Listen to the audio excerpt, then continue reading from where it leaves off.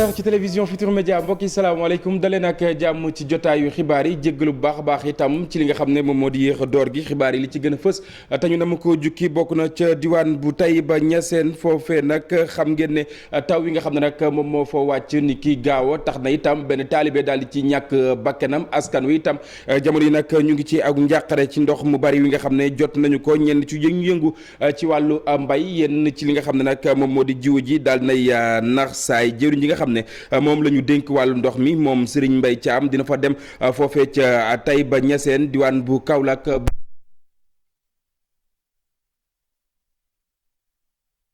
ba rek la nga xam ne moom moo fii di ay yàqu-yàqu gouvernement bu Sénégal mën ci àddu daañu dem fan nga xam ne moom moo di ca diwaan bu Tivaouane wax itam ci mbirum fukk ak benn ci bébé yi nga xam ne ñoom ñoo daal di faatu ci hôpital Maam Abdou jàppale ne l'enquête wi ci la jamono mi ngi wëy ak juróom benn agent yu boobule hôpital seen diggante ak ñi nga xam ne nag ñoom ñoo di way takk derrière ca commissariat urbain diwaan bu Tivaouane bu ñu jugee Tivaouane fu ko soriwul lool diwaan bu Thiès foofu itam askan wa ci aw njàqare la ñu nekk ndax itam ay matt yoo xamante ni nag moom moo leen sonal tax na bëgg nañ gouvernement bu Sénégal daal di defi jéego boole leen ak itam ñi nga xam ne ñoom ñoo yor wàllu cet ga di service d'hygiène ngir rek ñu jëli tooke daal di rey yooyu le matt daañu waxtaanee wàllu caada mbokk yi biennale Dakar bi la yoon daañu taxaw ci lépp lu ñeel wàllu architecture bu ngeen ko déggee xel yi day dem ci taax wala bokk ci tabax ci concept wi nga xam ne nag moom la ñu taxawal daal di koy dippee tabax nité lu ni mel itam ginnaaw ay recherche architecture ak itam pratique ancienne la ñu amalee lu ni mel daañu ci ànd ak ki nga xam ne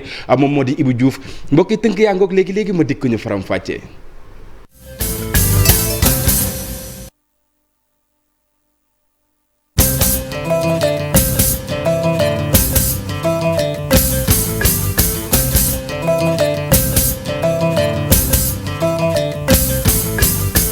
ngeen jëf mbokk yi ñu door ko nañ leen ko junjee woon ni ki démb gaaw benn doomi aadama moom ñàkk bakkanam ci taw bu mitti wi nga xam ne nag moom moo wàccee ca Taïba Niassène ca région bu Kaolack la nekk yenn itam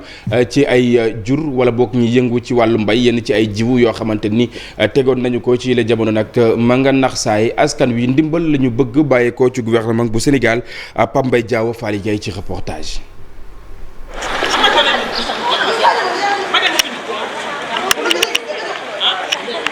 ak téeméer ak ñaar fukk ak ñaari milimètres yi nga xamante ni daal dina koy taw ci Taïba Niassène nag loolu daal di indi ay jafe-jafe ca dëkk ba Tamsir Niass dinu xamal ne am na benn xale boo xamante nii sax moom dafa noyé ci ndox mi ba mujj daal di ñàkk bakkanam. ba tey jii am na benn xale boo xamante ni tey mi ngi laf ci biir ndox mi ba gaañu na lépp lii moo ko waral dëkk ci ndox boo nawet xasee jot rek Taïba Niassène mënatu am benn mbedd boo traversé jàll lii métti na li nga xam ne moom nga yaakaar am na suñu benn baay bu nekk yu ñu koy Baba Niass lii yàqu dafa jéggi deel li fa deel ci ay xar kenn xam nu mu toll ndax mu éleveur la métti na lool. ñu fekk ko ci atelier mu toog Samba Niass dina xamal ne taw bi métti lool la def ba indi na ay dégâts yu bëri moom ci këram. ndox mi man ni ñu waxee daal bëri na waaye daal li jógee ko ci daal dugg ci dëkk bi daal moo gën a bëri moom moo ëpp daal lim taw. waaw man mii sama kër mu ngi nii néeg yi am na ci yu def ndox sama saal beeg xam naa néeg bu daanu aussi xam naa magasin boo xam ne dugub lépp daal tooy na. ak taw bi nag béykat yu bëri nekk ci Taïba Niassène jamono ji boo sàkkuwut dinañ wutiwaat jiw ndax ñoom nee nañ taw bi yàq na seen jiwu wépp. béykat bu toog ba yër bi xam nga sa jiwu tooy li nga war a dundee yàqu ci gerte ci mboq ci dugub ci da nga ci aliment bétail yoo xam ne métti na daal kaari daal métti na daal métti bi yem daal. li mu fa yàqule ci gerte kenn xamul nu mu toll ci jiwu la te tey fi ñu toll nii xam nga kenn ñi mu dem ji ko. askan way yeewoo ca Taïba Niassène di woo autorité yi ñu jël seeni matuwaay lu ko mooy rek mooy nawetu ren bi inondation yu métti la nu nar a dëkkee.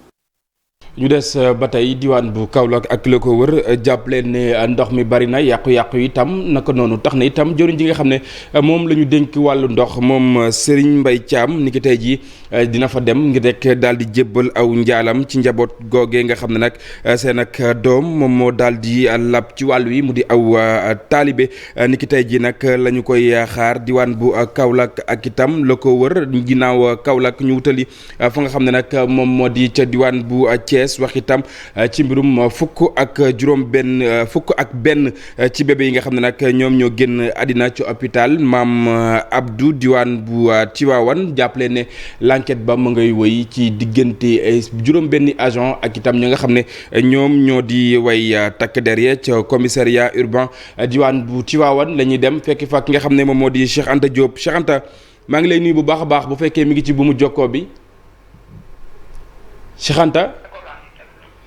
Cheikh Anta daañu ñëwaat ak moom ca diwaan bu Tivaouane ci la jamono mu nga foofee ngir daal di ñu jukkil ay xibaar yoo xamante ni nag mu ngay ruusandi foofee mu ñeel mbirum fukk ak benn ngeen baal ma fukk ak benn 11 ci bébé yi nga xam ne nag ñoom ñoo génn àddina ci hôpital Maam Abdou ginnaaw Tivaouane du ñu wutali fu sori lool ñu wutali diwaan bu Thiès foofee nag matt yi ñoom ñoo sonal askan wa nga xam ne ñoom ñoo fay yeewoo jamono yi nag ñu ngi ci aw njàqare sàkku itam ñi nga xam ne ñoom ñoo yor wàllu cet gi maanaam service d'hygiène ñu gën a baral li nga xam ne moom moo di liggéey ba moom Cheikh Anta defoon na aw reportage ca diwaan bu Thiès moom ak Cheikh Anta Selatir quartier yu bëri fii ci diwaanu Thiès ay matt moo leen sonal di ay xeet yoo xamante ni daanaka ci néeg yi la ñuy faral di nekk dëkk ak ñoom de lu jafe la te du ci bëri day jur ay jàngoro Ahmed Diop mi ñu ngi ko fekk ci këram fii ci HLM nee na moom de matt yi ñoo ko sonal. kër yee bu amee rek kër gi si des dafay daal di am. c'est un problème récurrent lii moom gisuma lu ko gën a nekk farata parce que nit ñi bu nu wérul wax dëgg yàlla du nu mën a tal seen bopp. loolee tax nag waa service d'hygiène nag wàcc ci dëkk bi ci quartier yu bëri yóbbu nag matériel bu takku doon pomper kër yi ngir fexe nag ba xeex matt yi. mooy que matt yi dañu gis que si région bu Thiès bi fii particulièrement si ville de Thiès bi dafa am kër yoo bëri yoo xam dañ ko fa nemmeeku donc boo xoolee sax jot nañu si ñetti weer yi pratiquement 100 demandes yoo ay nit ñoo xam dañ ñëw ne seen kër dafa am ay matt te bëggoon nañ leen ku leen si dimbali. lu ne la ñuy jënd ñu jéem ko jëfandikoo. loolu suñu ko defee dañu gis que ni duñu ci am benn résultat réewoo leen sax mais dañu gën a yokk donc mais loolu yëpp suñu ko gisee service d'hygiène aussi du banque loxoom. capitaine Idrissa Ndiaye nee na matt yu bari fii ci diwaanu Thiès de am na lu ko waral. mun na nekk kër ak kër mun na nekk quartier ak quartier mun na nekk dëkk ak dëkk mais mun na nekk aussi Sénégal ak yeneen réew yi. Sénégal fii tàmm nañ aussi di maanaam andi ay loo xam dafa mel ni ay lal ay meuble ak yooyu jëlee ko bitim réew andi ko fii Sénégal fëgg jaay bi nga xam ni ràññee nañ ko fii donc yooyu yëpp maanaam xeetu vecteur boobu mun na see profité ànd si voyage boobu yegg si fii si biir Sénégal. daanaka ay jumtukaay yu doy de amuñu ko loolee tax nag askanu Thiès ñoom ñëpp nag di sàkku ci nguur gi ñu jàppale bu baax service d'hygiène ngir mu gën a mën a xeex matt yi nga xamante ni jamono yi ñoom ñooy lëmbee diwaanu Thiès. Cheikh Anta ba mu nuppee ci boobu li reportage dafa wutali diwaan bu Tivaouane sànq maa ngi leen koy wax mbirum fukk ak benn ci bébé yi nga xam ne ñoom ñoo génn àddina ca hôpital Maam Abdou jamono yi may wax ak yéen jàpp leen ne li nga xam ne moom moo di l'enquête ba mu ngay wëy baat ak tontu ci diggante way takk der yi ak itam juróom benn agent yooyu le hôpital Cheikh Anta maa ngi lay nuyu bu baax a baax. waaw ñu ngi lay fay Cheikh Diop. yi lan lañ mën a jàpp ca commissariat urbain diwaan bu Tivaouane. waaw jamono yi nag maa ngi bàggante ci diggante commissariat urbain bu Tivaouane ak hôpital Mame Abdou Aziz Sy Dabakh jamono yi nag daanaka ci hôpital bi laa jógee dellu si fii ndaxte fii nag lu toll ci juróom benni agent ñaari infirmier ñaari sage-femme ak ñaari médecin pédiatre ñoom la ñu waa digg di déglu fii gis nañ ne nag ci biir commissariat bi nag agent de santé yi am nañu ci sol yu seen blouse yi ñëw indi ndox nag toog fii nag nee nañ daal tant que ñi nga xamante ñi ngi si biir ñu leen entendre génnuñu ñoom duñu génn ba tax na nag takk der yi aussi bari nañ fi lool fii ci buntu commissariat urbain bu Tivaouane sànq nag Lamine Ndoye mi nga xamante ne moom moo jiite syndicat SUTSAS bi nekk fii ci hôpital Mame Abdou Aziz Sy Dabakh nee na ma nag ñoom waa digg fas yi ñu yóbbu juróom benn yi fële ci biir l'hôpital bi pour ñu def les reconstitution des faits maanaam ku ci nekk yow fa nga nekkoon bërëb boobu nga toogoon la nga doon def ak fa nga nekkoon bi jëye ji di am xam naa ci kanam tuuti rek dinañ leen yóbbu foofu waaye nag bi ñu demee ci hôpital Mame Abdou Aziz Sy Dabakh gis nañ fa nag parents victimes yi ñu ngi toog ci buntu yi nee nañ woo nañ leen pour ñu ñëw ndaxte dañu annoncé ne 14 heures lañu fas yéene jébbal tout tànk yi seen borom waaye nag nee ñu sax wax nañ ne defar nañ leen ay kër foofa nga xamante ne moom mooy janase yi nekk yi ñuy duppee xalxus nekk fii ci Tivaouane ngir ñu fas yéene leen denc ci foofu waaye nag ci jamono yi nag directrice bi dafa waxoon ne moom jotagul woon benn kayit gu mandargal ne xale yi war nañ leen denc waaye nag kii nga xamante ne moom mooy intrant hôpital bi moom bérél na ne fii ak 14 heures dinañ génn xale yi yóbbu leen ci janaasa yi ngir ñu mën leen a denc waaye ci buntu l'hôpital bi aussi gis nañ ne nit ñaa ngi ñëw parents victimes yi aussi ñu ngi taxaw fees fa dell xam naa dinañ ci gën a yaatal fii ak xañ na 15 heures 16 heures ndax xale yi dañ leen di yóbbu denc leen ci seen kër gu mujj wala lu ci mënti am rek bu soobee yàlla dinañ ko mën a jottali fii ci TFM. jërëjëf Cheikh Anta Diop ñu ko sant bu baax a baax gërëm ko jàpp leen ne lépp lu fa rusandi ci ay xibaar daañu leen ko digtal ci suñu yeneen jotaay fii ci télévision Futur Média waaye itam di wéy di masaw bu baax a baax way juruk ñi nga xam ne ñoom ñoo génn àddina mu ñeel fukk ak benn bébé yooyee nga xam ne nag ñoom ñoo jot làkku ñu wéyal xibaar yi wax itam ci leneen mu ñeel wàllu mbay fii ci réew bu Sénégal bu ñu bëggee mu daal di soqaliku faaw rek gouvernement bi daal di ciy dugal loxoom bu ñu sukkandikoo ci ki nga xam ne nag moom moo di Omar Wilane membre la ci chambre yu métier diwaan bu Kaffrine ak itam yeneen i pexe yoo xamante ni nag daal na koy nas jëmale ci wàll wi ginnaaw aw jokkoom ak itam Omar Ndiaye Boubacar Fall bopp.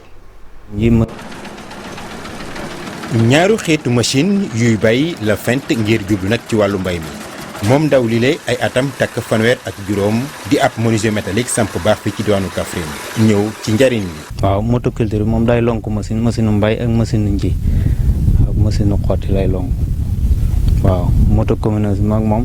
day lonk machine nji machine mbay day yeb bagage day sarsi suuf day jël lépp daal. lu ni mel mu xalaat ne dina noppal jur gi ci mbay mi rawatina seeni borom. te bi en même temps kenn du ko topp yow mi ci ko war yow yaa koy liggéey. parce que fas yeeg mbaam yi dañoo sonn te kii avantage la 2000 francs gasoil boo ko defee mën na la liggéeyal journée bi yëpp xam nga loolu rek avantage la te moom moo ëpp doole waaw machine bu ne waaw 2000 francs waaw. moom mi li sax jot naa bàyyi xel respecté illeer yi distance bi mu war a am diggante moom ak fale yi am beneen machine boo xamee tamit da koo fent mu mën a wal bant mboq yi ngir xontu jur gi. waaw bii moom day dagg xont day dagg xont gisoo comme ni mu def gattax gi nii parce que bu njëkk ba da nga daan bàyyi mboq bu pare rek nga bàyyi ko léegi nag bu la neexee boo jëlee machine bi mën na la ko daggal yëpp nga xontee ko sa nag wala sa jur daal. moom ndaw li ne mu ne mébétam ak xalaatam romb mën a file waaye doole ji moo néew. lii moom lépp man maay damay dëbbal rek moom amul benn jàppale lépp ñun ñooy def suñ moyen def bu yàqoo ñi tas. moom Omar Wilane mu ne nag jot nañu xalaat ban anam la ñuy def bay jéemal seen bopp rawatina di liggéey machine yi ci diwaanu Ndoukoumane ak li ko wër ndax gis na ne coppiteeb àdduna bi saa bu amee gàllankoor rek dina feeñ ci sunum réew mu jar nag ñu dooleel ndaw ñi yëngu ci wàllu wi ni mel.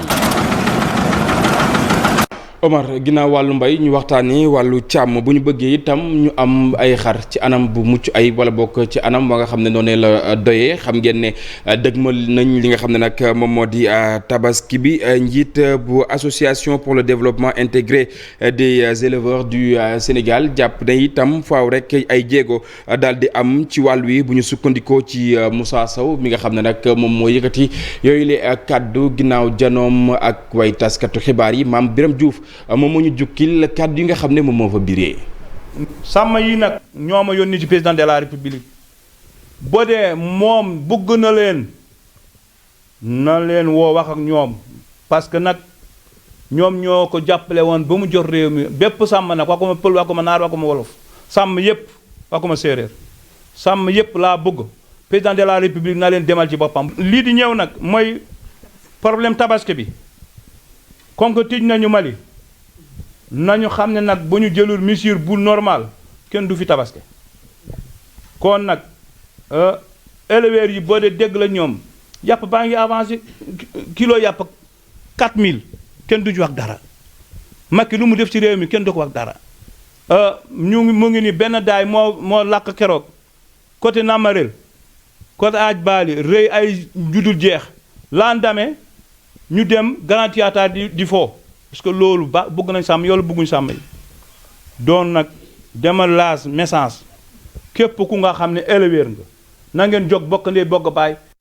boo nee càmm wax itam ci jur gi xam ngeen ne ci jur gi la ñu rattee meew wi nga xam ne itam askan wi dañu koy jëfandikoo wala boo ko def kéem kattan ba daal di coppar ñi wàll wi jëriñ ji nga xam ne moom la ñu dénk wàllu élevage moom Ali Saleh Diop ci la jamono nag la mu bëgg mu di réew bu Sénégal mën cee demal boppam bu baax a baax te itam du soxla ñuy jéggaani lenn fenn kàddu yu ni mel mi ngi ko yëgitee diwaan bu Ndar Géej wax na itam li nga xam ne moom la ñu naal ci wàll wi ay kàddoom Ousseynou Diop ak Habib Seck la ko dénk ñu teewlu.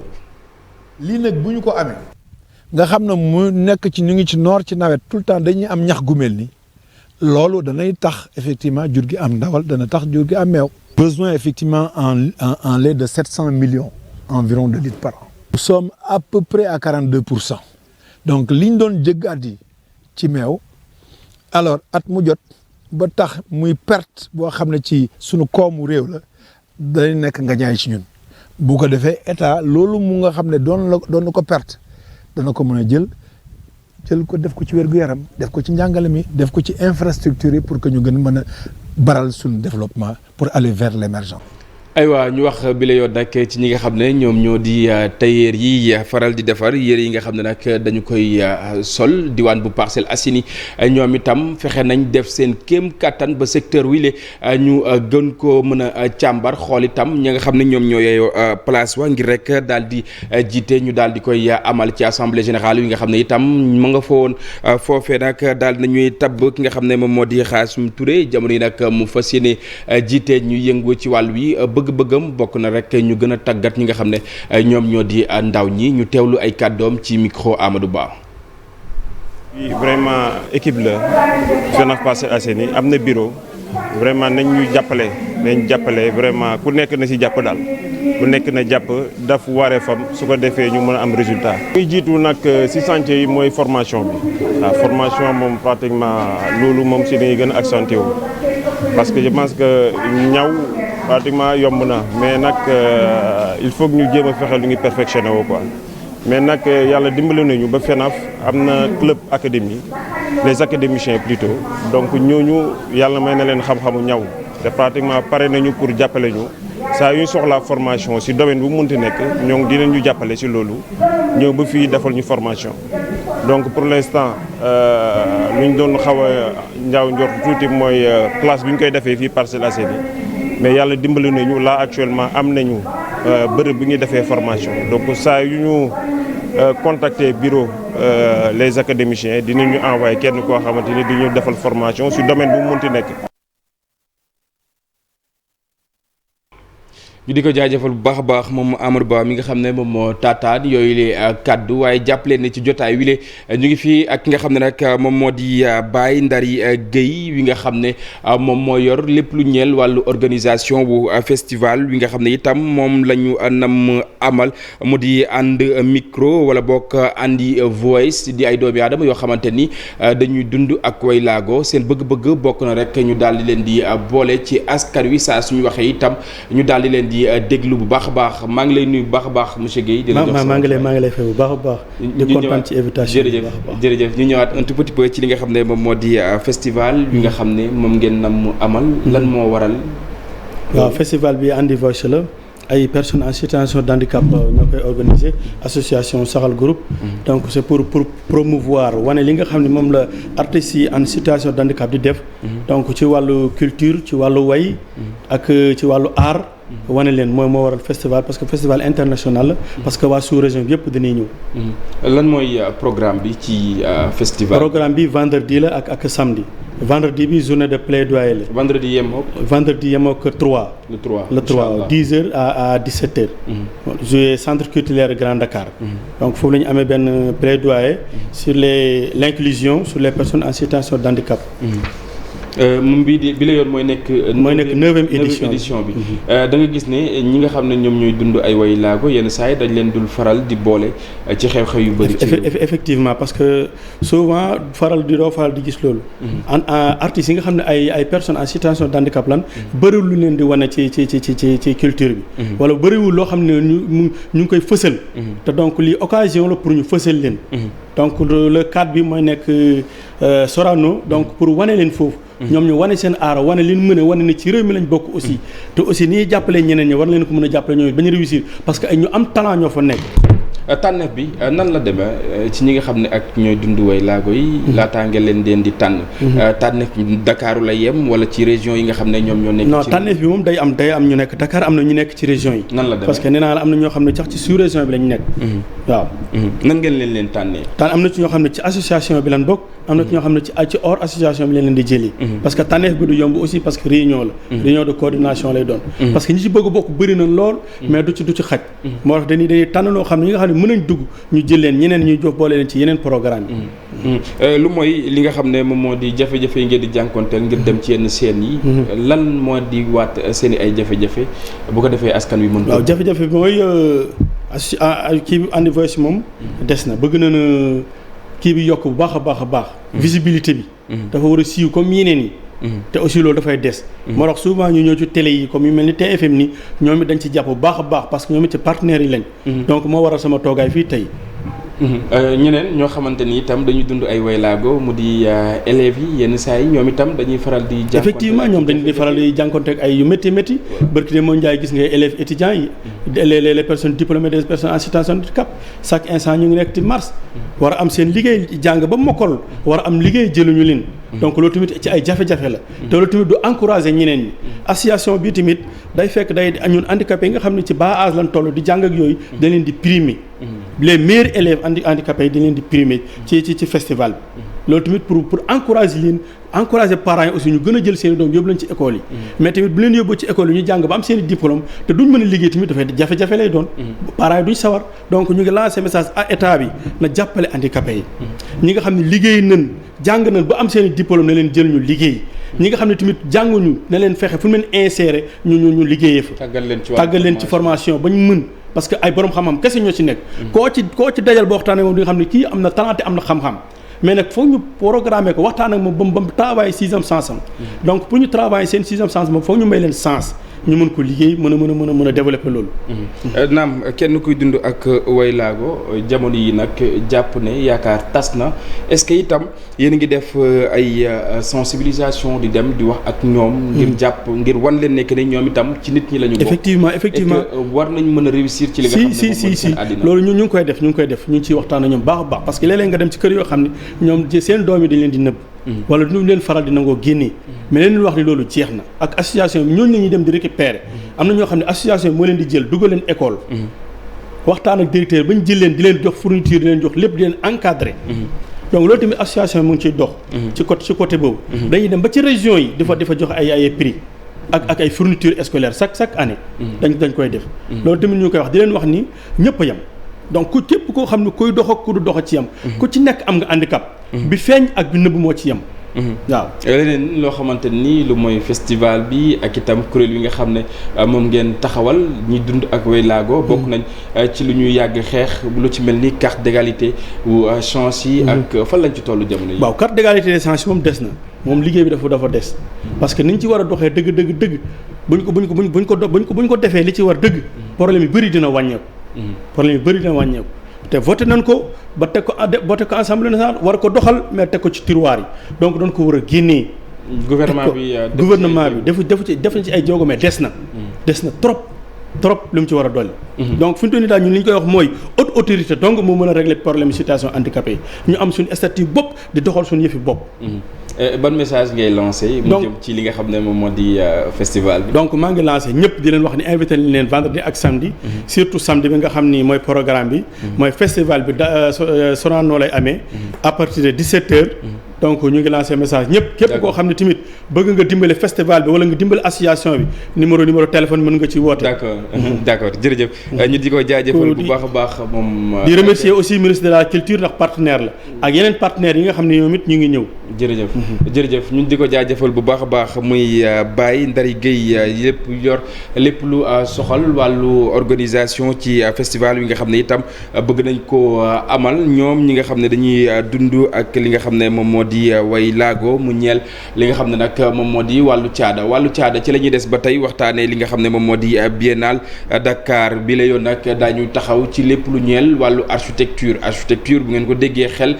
jëm ci lu ñeel wàllu taax ci concept yi nga xam ne nag moom la ñu amal mu di tabax nite ñi le nag di gën a wane li nga xam ne moom moo di seen ak xarañteef ginnaaw ay recherche woo xamante ni amal nañu ko waaye itam di ci jàngal bu baax a baax askan wi Ibou Diouf Pape Sangone Mbaye ci reportage.